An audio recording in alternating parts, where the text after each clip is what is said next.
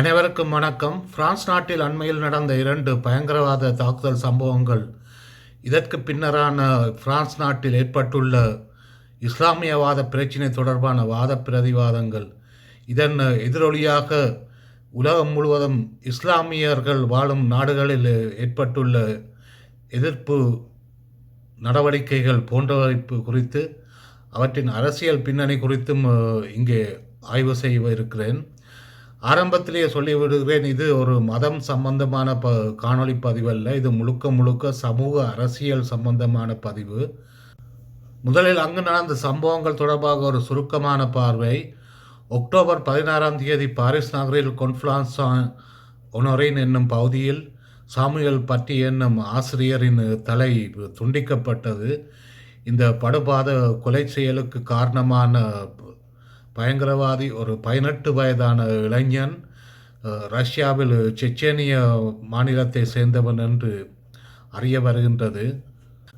Samuel பட்டி என்னும் அந்த ஆசிரியர் தான் கற்பிக்கும் பாடசாலை மாணவர்கள் மத்தியில் கருத்து சுதந்திரம் பற்றிய பாடத்தை நடத்தி கொண்டிருக்கும் பொழுது, இஸ்லாமியர்களின் இறைதூதரான முகமட்டின் கார்ட்டூன் படங்களை காட்டியதாகவும், அது தொடர்பாக ஒரு மாணவனின் தந்தைக்கு எதிர்ப்பு தெரிவித்ததாகவும், அவர் இதை பற்றி முறைப்பாடு செய்ததாகவும் தெரிய வருகின்றது. இந்த சம்பவம் பற்றிய தகவல் பல இடங்களிலும் பரவியதால், அந்த கொலையாளியும் அந்த ஆசிரியர் யார் என்று தேடியிருக்கிறான். அதற்காக அந்த பாடசாலையை சேர்ந்த 2 மாணவர்களுக்கு பணம் கொடுத்து அந்த ஆசிரியர் யார் என்று இனங்காட்டும்படி கூறியுள்ளான். பட்டப்பகலில் கழுத்து வெட்டி படுகொலை செய்த அந்த கொலையாளியை நோக்கி சென்ற போலீஸ்காரர்கள் அவனை அந்த இடத்திலேயே சுட்டு கொண்டிருக்கிறார்கள். இதே மாதிரியான ஒரு சம்பவம் 2 வாரங்களுக்கு பின்னர் தெற்கு பிரான்சில் உள்ள நீஸ் நகரில் ஒரு கத்தோலிக்க தேவாலயத்தில் நடந்தது.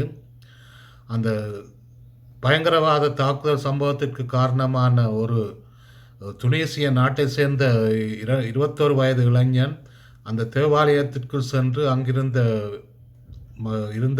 வழிபாட்டாளர்களை தாக்கியுள்ளான். அதில் 2 பேர் கத்திக்குத்துக்கு பலியாகி இறந்துள்ளனர். இந்த இளைஞனும் போலீசாரின் நடவடிக்கையில் சுட்டுக் கொல்லப்பட்டிருக்கிறான். இவ்விரண்டு பயங்கரவாத தாக்குதல் சம்பவங்கள் 2ம் பிரான்ஸ் நாட்டை பெரிதும் உலுக்கியுள்ளது என்பதில் எந்தவித சந்தேகமும் இல்லை. பொதுமக்கள் அரசு கடுமையான நடவடிக்கை எடுக்க வேண்டும் என்பதற்குத்தான் விரும்புகின்றனர். ஆனால் அதே நேரம் இப்படியான சம்பவங்கள் வேறு இடங்களில் நடந்துள்ளன. உதாரணத்துக்கு அவியோன், லியோன் போன்ற நகரங்களிலும் இதே மாதிரி கத்திக்குத்து சம்பவங்கள் நடந்துள்ளன. ஆனால் அதில் யாரும் பலியாகவில்லை என்பதால் அந்த சம்பவங்கள் வெளியில் வரவில்லை. அதே நேரம் இது மறுபகுதியில் இருந்தும் இதே மாதிரி கத்திக்குத்து சம்பவங்கள் நடந்துள்ளன. அதாவது பாரிஸ் நகரில் 2 அரபு பெண்களுக்கு வெள்ளையின பெண்கள் கத்தியால் குத்தியுள்ளனர். இந்த சம்பவம் தொடர்பான செய்திகளுக்கு ஊடகங்கள் முக்கியத்துவம் கொடுக்கவில்லை.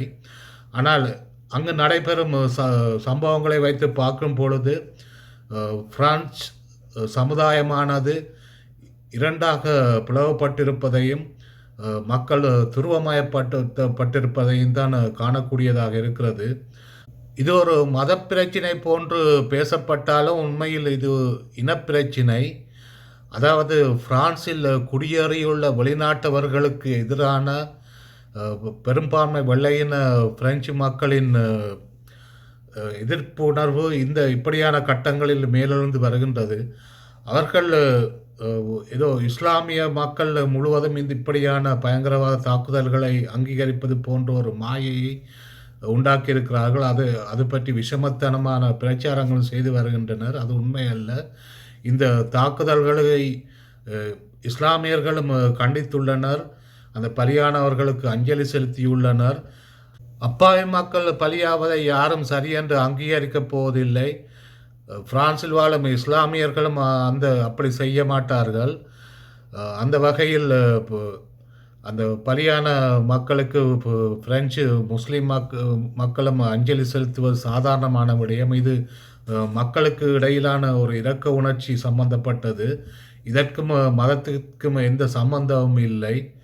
அவர்கள் இந்த குற்றத்தை செய்தவர்கள் ஒரு பயங்கரவாத கொலையாளிகள் என்று தான் இஸ்லாமியர்களும் கருதுகிறார்கள்.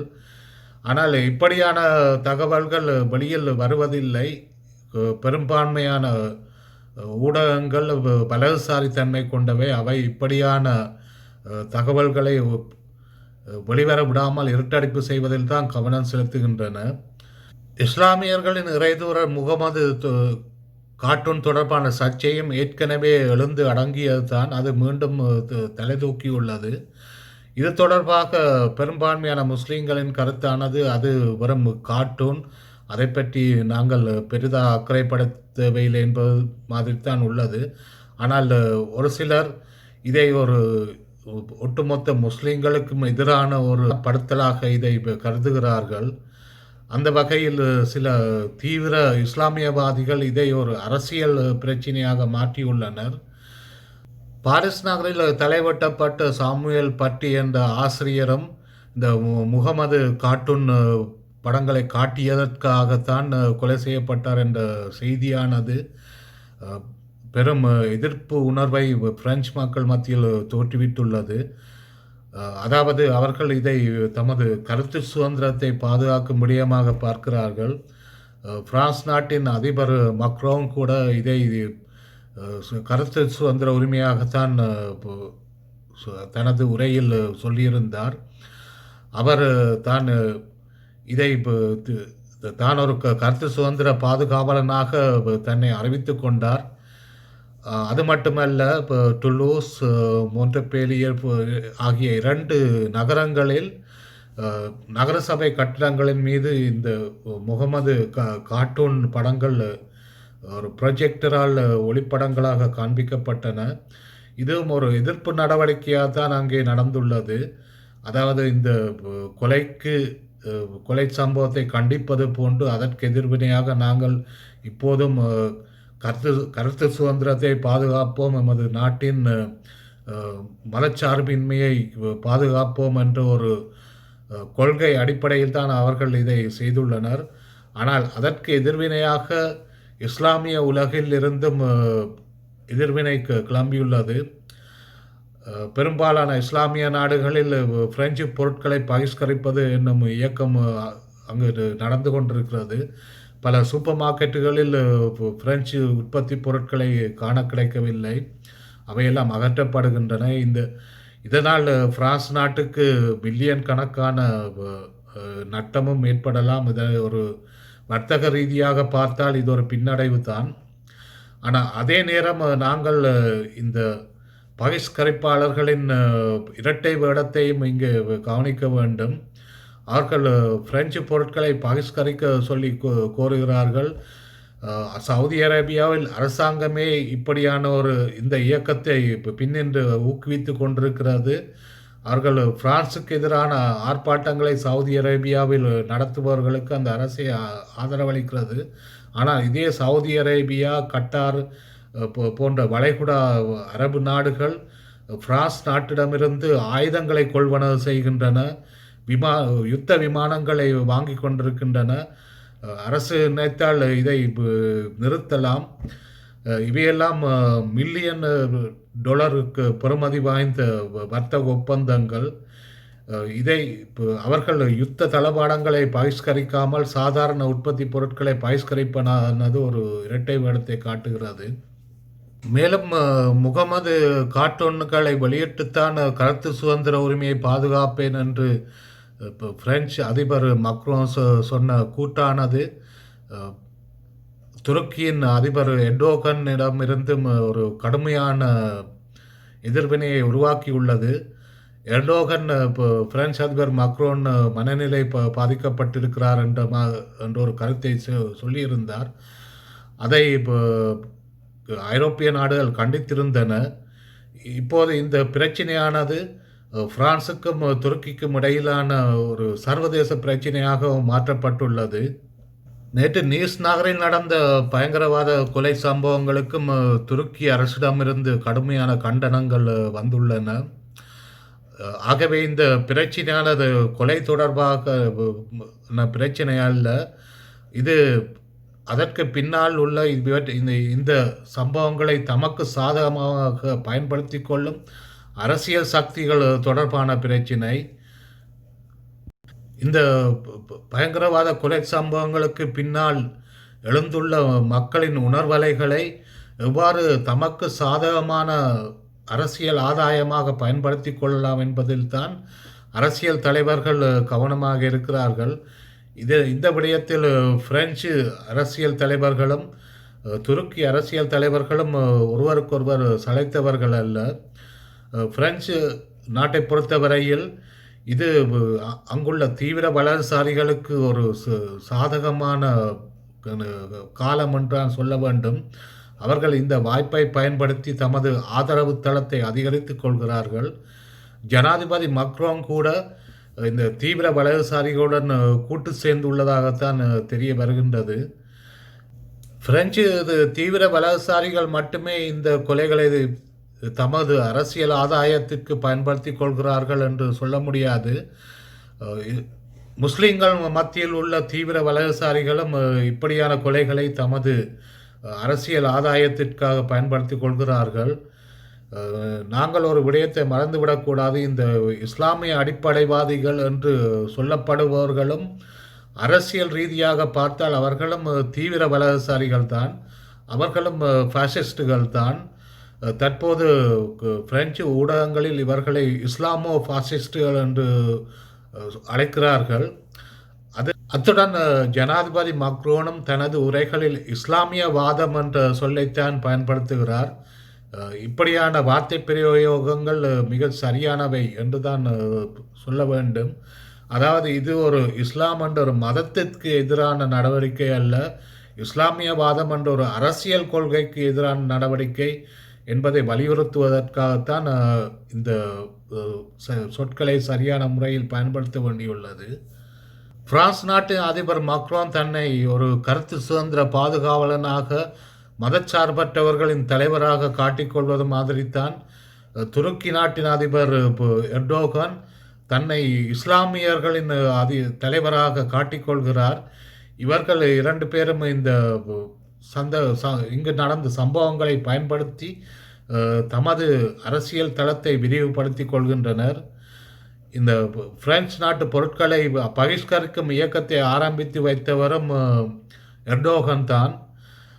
இங்கு நடக்கும் சர்வதேச அரசியல் பலரது கவனத்தை கவர்வதில்லை. குறிப்பாக பிரான்சுக்கும் துருக்கிக்கும் இடையில் அண்மை காலமாக ஒரு பனிப்போர் நடந்து கொண்டிருக்கிறது. ஆர்மேனியா அசர்பைஜான் யுத்தத்தில் துருக்கி பகிரங்கமாகவே அசர்பைஜானை ஆதரித்ததும் பிரான்ஸ் ஆர்மேனியாவை ஆதரித்ததும் தெரிந்த விடயம். அதே மாதிரி கிரீஸும் துருக்கியும் ஒரு மோதிக்கொள்ளும் ஒரு இராணுவ நடவடிக்கையில் ஈடுபடும் ஒரு கட்டத்தை நெருங்கிய நேரம் பிரான்ஸ் வெளிப்படையாகவே கிரீஸ் நாட்டை ஆதரித்தது. அது லெபனானுக்கு விஜயம் செய்த மக்ரோன் அங்கிருந்து கொண்டே துருக்கிக்கு எச்சரிக்கை விடுத்திருந்தார். துருக்கியின் விஸ்தரிப்புவாதம் தடுத்து நிறுத்தப்பட வேண்டும் என்றும் துருக்கி கட்டுப்பாட்டுக்குள் கொண்டு வரப்பட வேண்டும் என்றும் கூறியிருந்தார். உண்மையில் இன்று துருக்கியை ஆளும் எர்டோகன் தன்னை ஒரு நவீன சுல்தான் என்று நினைத்துக் கொள்கிறார். அதாவது 20ஆம் நூற்றாண்டின் தொடக்கம் வரையில் லெபனான், சிரியா மற்றும் எகிப்து, துனிசியா, லிபியா போன்ற நாடுகள் எல்லாம் துருக்கியின் ஓட்டோமான் சாம்ராஜ்யத்தின் பகுதிகளாக இருந்தவை. இன்றைய துருக்கியின் ஆளும் கட்சியான தீவிர பலசாரி மதவாத கட்சியான ஏகேபி மற்றும் அதன் தலைவர் எர்டோகான் ஆகியோர் தமது துருக்கி ஓட்டோமான் விஸ்தரிப்புவாதத்தை கருத்தில் கொண்டுதான் இஸ்லாமியவாதத்தை பரப்பி கொண்டிருக்கிறார்கள். எர்டோகான் என்று அனைத்துலக முஸ்லிம்களின் தலைவராக தன்னை காட்டிக்கொள்கிறார். இதை அவர் சவுதி அரேபியாவுக்கு போட்டியாக செய்கிறார் என்று தான் தெரிய வருகின்றது. அதாவது இதற்கு முன்னர் சவுதி அரேபியா தான் அனைத்துலக முஸ்லிம்களின் தலைவராக காட்டிக்கொண்டது. அது தனது பிராண்ட் இஸ்லாமான வஹாபிசத்தை உலகம் முழுவதும் பரப்பிக் கொண்டிருந்தது. தற்போது துருக்கி அந்த பொறுப்பை ஏற்றுள்ளது. அவர்கள் சவுதி அரேபியாவுக்கு போட்டியாக தாமே உலக முஸ்லிம்களின் தலைவர்களாக காட்டிக்கொள்கிறார்கள். இங்குள்ள சர்வதேச அரசியல் ஒரு மும்முனை போட்டியாக இருப்பதை நீங்கள் அவதானிக்கலாம். எவ்வாறு பிரான்சும் துருக்கியும் ஒன்றுடன் ஒன்று மோதிக்கொள்கின்றனோ அதே மாதிரி துருக்கியும் சவுதி அரேபியாவும் மோதிக்கொள்கின்றன. வல்லரசு அதிகார போட்டி முதல் தடவையாக சிரியாவில் தான் தெரிய வந்தது.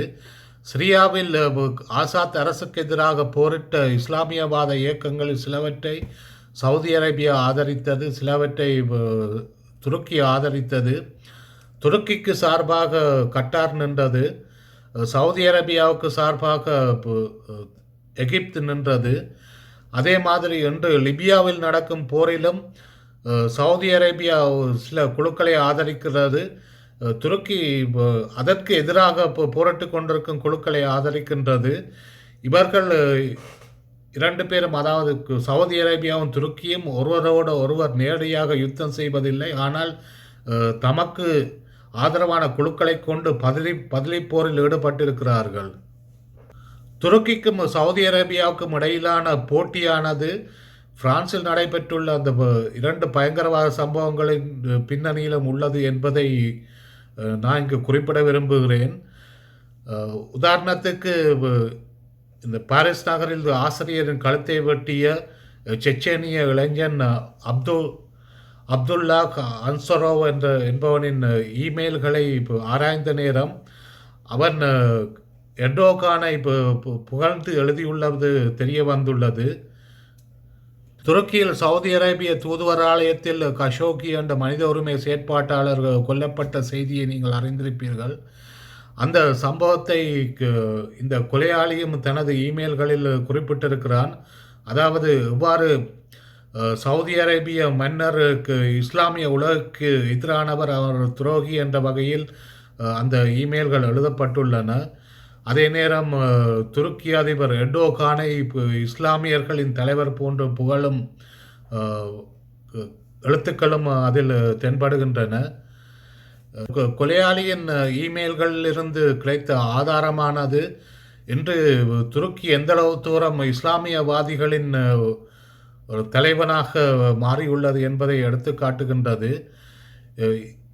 இந்த துருக்கிக்கும் செச்செனிய தீவிரவாதிகளுக்கும் இடையிலான தொடர்பு சிரியாவில் ஏற்கனவே தெரிய வந்த விடயம்தான். ஏற்கனவே சிரியாவில் இஸ்லாமிய தேசம் என்ற பெயரில் ஒரு கட்டுப்பாட்டு பிரதேசத்தை வைத்திருந்த IS இயக்கம் துருக்கியின் ஆதரவை பெற்றிருந்ததை இங்கு நினைவுபடுத்த விரும்புகிறேன். அது ஒன்றும் இரகசியம் அல்ல. துருக்கி அப்போது வெளிப்படையாகவே IS இயக்கத்தை ஆதரித்து வந்தது.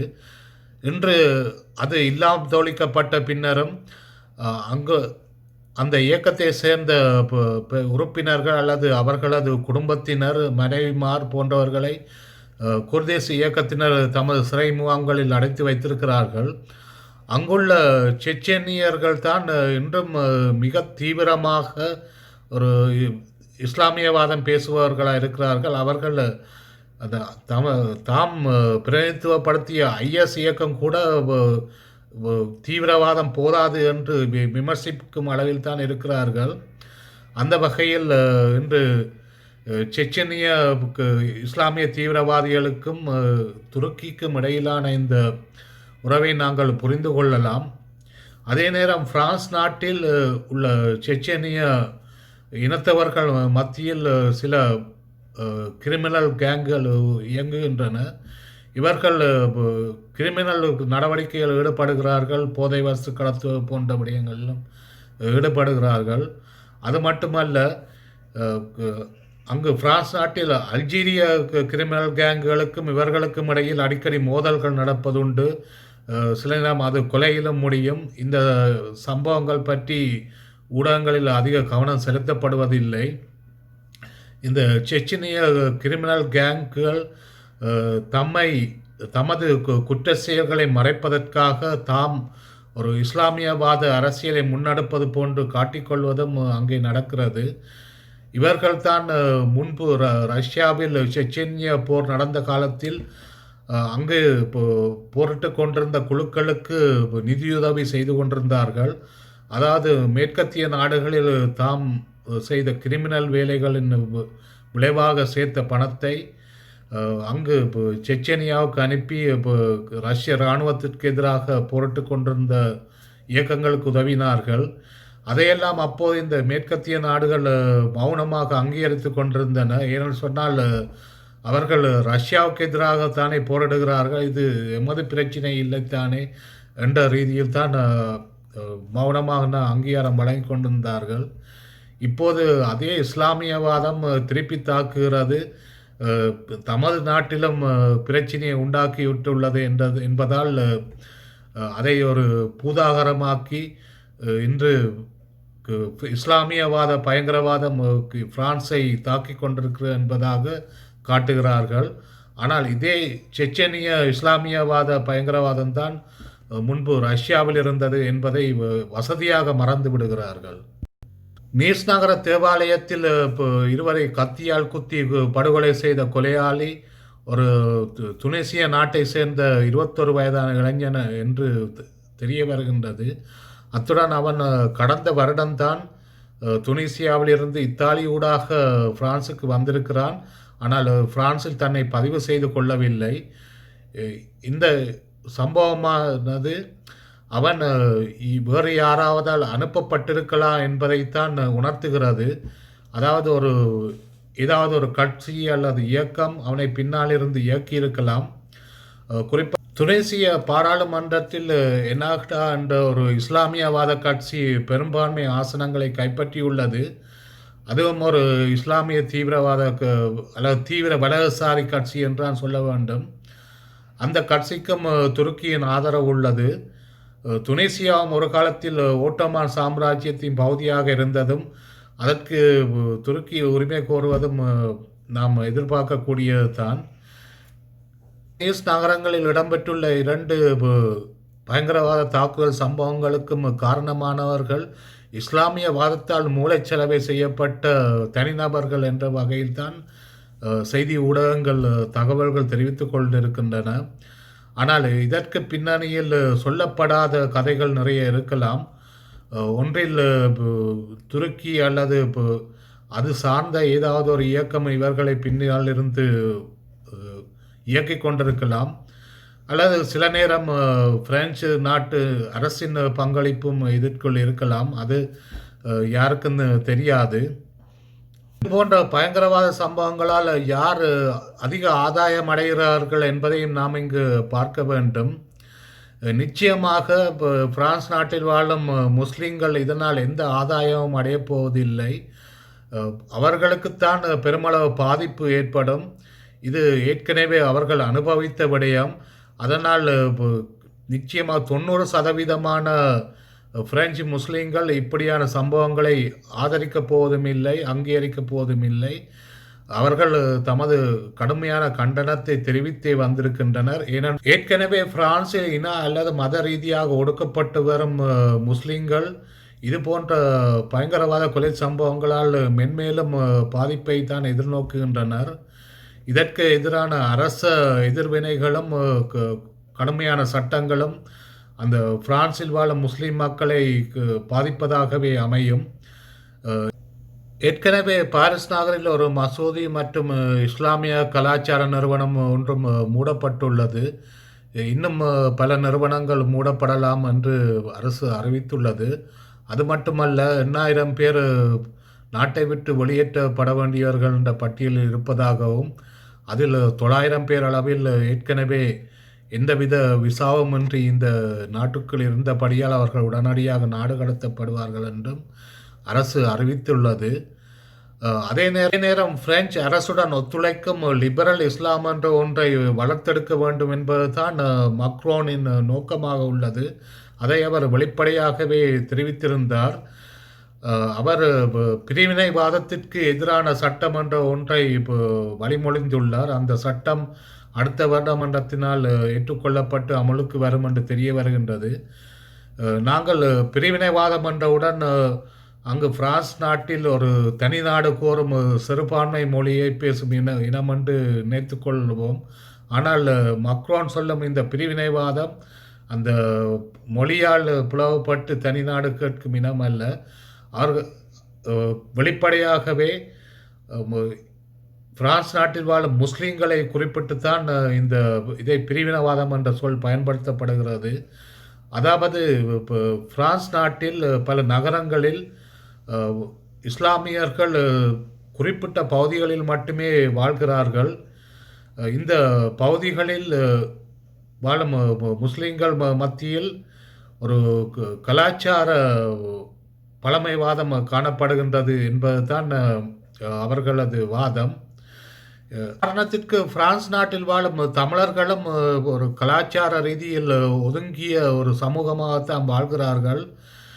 அவர்கள் தமிழர்களுக்குள் மட்டும்தான் தொடர்புகளை பேணிக்கொள்வார்கள். பிரெஞ்சு சமூகத்துடன் ஒன்று கலப்பதில்லை. பாரிஸ் நகரில் லா சப்பல் என்ற இடத்திற்கு போனால் தெரியும். அங்கு அதை குட்டி யாழ்ப்பாணம் என்று தான் அழைப்பார்கள். அங்கு நிறைய தமிழ் கடைகள் இருக்கும். அங்கு தான் தமது பொருட்களை வாங்குவார்கள். அவர்கள் ஐபிசி போன்ற தமிழ் தொலைக்காட்சியை தான் பார்வையிடுவார்கள். பெரும்பாலும் புலிகளை ஆதரிப்பவர்களாக இருப்பார்கள். இப்படியான ஒரு தம்மைத்தாமே கலாச்சார ரீதியாக தனிமைப்படுத்தி கொள்வார்கள். இதே தான் பிரான்ஸ் நாட்டில் முஸ்லீம்கள் மத்தியில் நடக்கிறது. அதாவது துருக்கியர்கள், மொரோக்கோக்காரர்கள், அல்ஜீரியர்கள் போன்ற இஸ்லாமியர்கள் தமது சமூகத்திற்குள் மட்டும்தான் உறவுகளை பேணிக் கொண்டிருப்பார்கள். அவர்கள் பெரும்பான்மை பிரெஞ்சு சமூகத்துடன் தொடர்புகளை வைத்துக்கொள்வதில்லை.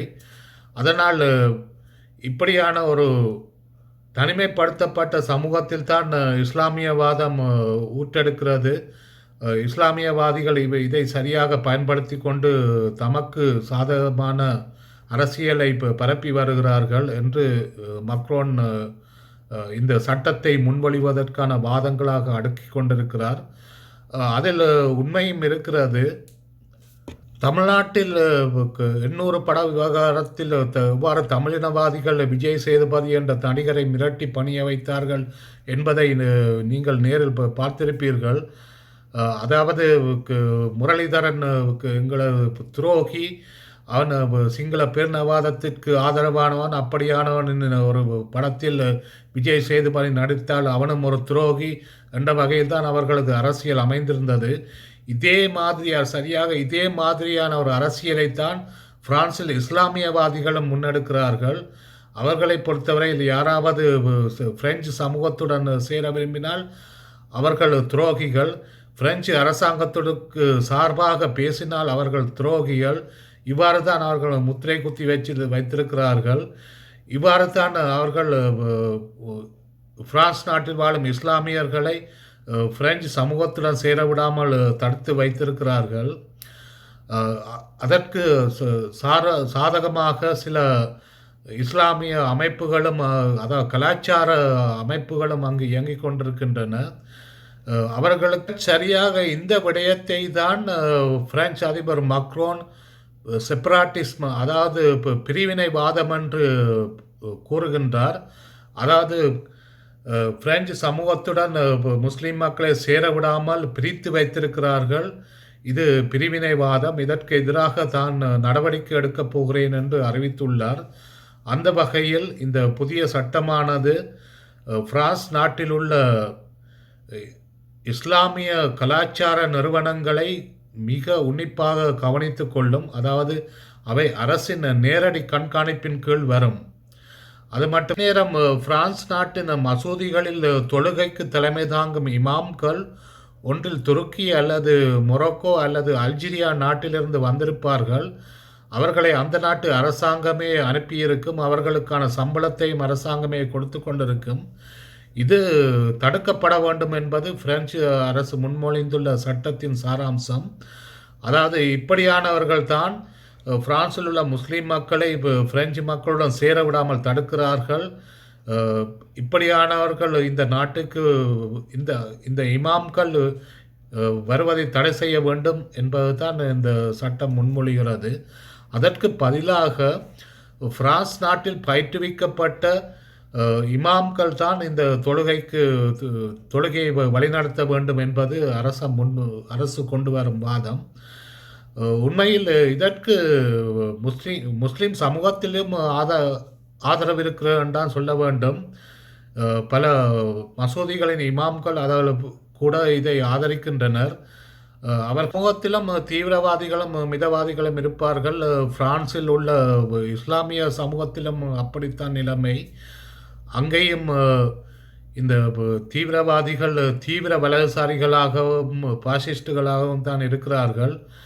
அப்படியானவர்கள் தமது முஸ்லீம் மக்கள் பிரெஞ்சு சமூகத்துடன் ஒன்று கலப்பதை விரும்பாதது ஆச்சரியத்திற்குரியதல்ல. தமிழர்கள் மத்தியிலும் இவர்கள் போன்ற தீவிரவாதிகள் இருக்கிறார்கள். மொழி தூய்மைவாதிகள், தம்மை தமிழின பற்றாளர்கள், தமிழ் தேசியவாதிகள் என்று சொல்லிக்கொள்வார்கள். ஆனால் தமிழ் மக்களுக்கும் சிங்கள மக்களுக்கும் இடையில் எந்தவித தொடர்பும் ஏற்பட்டுவிடக்கூடாது என்று அதை தடுப்பதில் மிக அவதானமாக இருப்பார்கள். அதே போன்ற தீவிரவாதிகள் தான் பிரான்சில் உள்ள இஸ்லாமியவாதிகளும். இப்படியானவர்கள் அரசியல் ஆதாயம் பெறுவதை தடுப்பது தான் பிரான்ஸ் அரசின் நோக்கமாக இருக்கிறது. ஆனால் இன்னொரு பக்கத்தில் அது ஒரு தனி மனித சுதந்திரத்தையும் பறிக்கிறது என்பதை நாம் இங்கு மறந்துவிடலாகாது. அதாவது பிரெஞ்சு அரசாங்கம் கொண்டு வரும் இந்த பிரிவினைவாதத்துக்கு எதிரான சட்டமானது அங்குள்ள கலாச்சார நிறுவனங்களை உன்னிப்பாக கவனிப்பதாகவும் அதை அரசின் நேரடி கட்டுப்பாட்டின்கள் கொண்டு வருவதாகவும் உள்ளது. இது ஏதோ ஒரு வகையில் மனித சுதந்திரத்தில் தலையிடும் அரசின் ஒடுக்குமுறையாகவும் கருதப்படலாம். ஆகவே இதை எதிர்பார்த்து சில நிறுவனங்கள், அதாவது மனித உரிமை நிறுவனங்கள் இதற்கு எதிராக ஒரு பெட்டிஷன் ஒன்றை எழுதி அதை இணையத்தில் பரப்பி விட்டிருந்தன. பிரான்சில் மக்ரோன் கொண்டு வந்த இந்த பிரிவினைவாத தடை சட்டத்திற்கு எதிராக லீக் தே துருவாத் த லோம் என்ற ஒரு அமைப்பு இந்த பெட்டிஷனை எழுதி பலருக்கும் அனுப்பியிருந்தது. அதில் சில தொழிற்சங்கங்களும் ஆதரவு தெரிவித்து கையெழுத்திட்டிருந்தன. இணையத்தில் பரப்பப்பட்ட இந்த பெட்டிஷனானது இந்த கொலைக்கு பின்னர், அதாவது பாரிஸ் நகரில் அந்த சாமுவேல் பாட்டி என்ற ஆசிரியர் தலைவட்டப்பட்ட அந்த சம்பவத்திற்கு பின்னர் அந்த பெட்டிஷனை இணையத்திலிருந்து அகற்றிவிட்டார்கள்.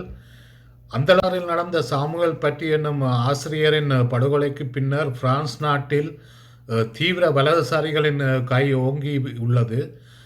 குறிப்பாக எரிக் ஜெமூர் என்னும் ஒரு இனவாத அரசியல்வாதி இன்று மக்கள் மத்தியில் பிரபலமாக பேசப்படுகின்றார். ஏற்கனவே அவருக்கு எதிராக இனவாதம் பேசியதாக நீதிமன்றத்தில் பல வழக்குகள் உள்ளன. அப்படி இருந்தும் சி நியூஸ் என்னும் தொலைக்காட்சி சேனல் அவர் தனது இனவாத கருத்துக்களை பரப்புவதற்கு இடம் கொடுத்து வருகின்றது. அவர் பிரான்சுக்கு வரும் குடியேறிகளுக்கு எதிராக, அகதிகளுக்கு எதிராக இனவாத கருத்துக்களை தெரிவித்து வருகின்றார். இந்த சி நியூஸ் சேனலானது வின்சென்ட் பலோரே என்னும் ஒரு பிரெஞ்சு கோடீஸ்வரனுக்கு சொந்தமான நிறுவனம். அவர் காட்டுள்ள போதை தூற்றிக்கொள்கிறார். அதாவது இந்த சந்தர்ப்பத்தில் தான் இனவாத அரசியலை பரப்ப முடியும், அதன் மூலம் தனது தொலைக்காட்சி நிறுவனத்தின் லாபத்தையும் அதிகரிக்க முடியும் என்பதை நன்றாக அறிந்து வைத்திருக்கிறார். ஆகவே இது தீவிர வலதுசாரிகளின் பாசிஸ்டுகளின் காலம். பிரெஞ்சு மக்கள் மத்தியிலிருந்து வரும் தீவிர வலதுசாரிகள் மட்டுமல்ல, இஸ்லாமிய மக்கள் மத்தியிலிருந்து உருவாகும் இந்த தீவிர வலதுசாரிகளும் அவர்கள் தம்மை மதத்தின் காவலர்களாக சொல்லிக்கொள்ளலாம். அவர்களும் பாசிஸ்டுகள் தான். இவர்கள் தம்மை கருத்து சுதந்திரத்தின் காவலர்களாக சொல்லிக்கொள்ளலாம். மதச்சார்பின்மையை தூக்கி பிடிப்பவர்களாக இருக்கலாம். ஆனால் எல்லோரும் தீவிர வலதுசாரி கருத்தியலை பின்பற்றுபவர்கள் தான். ஆகவே உழைக்கும் மக்களான நாம் இப்படியான தீவிர வலதுசாரிகளை ஒதுக்குவதில் தான் நாம் அதிக கவனம் செலுத்த வேண்டுமே தவிர, எமது சக்தி முழுவதையும் மதம் சம்பந்தமான விவாதங்களில் வீணாக்கக்கூடாது. நல்லது நண்பர்களே, எனது காணொளியை இதுவரை பொறுமையாக இருந்து பார்த்து மகிழ்ந்ததற்கு நன்றி. மீண்டும் அடுத்த காணொளியில் உங்களை சந்திக்கிறேன். வணக்கம். கலியரசன்.